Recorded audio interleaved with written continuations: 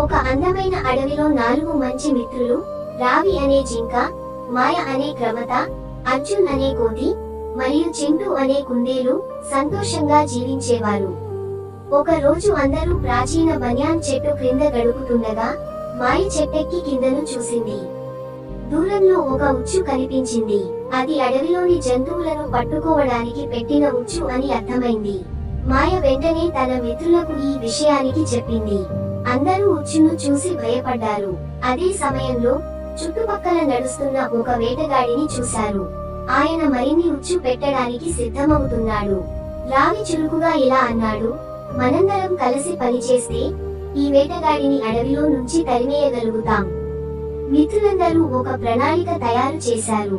మాయ చెట్లపై నుంచి వేటగాడి చలనాలను గమనించగా అర్జున్ ఒక తేనెటీగల గూడు దగ్గర పనిలో పడిపోయాడు.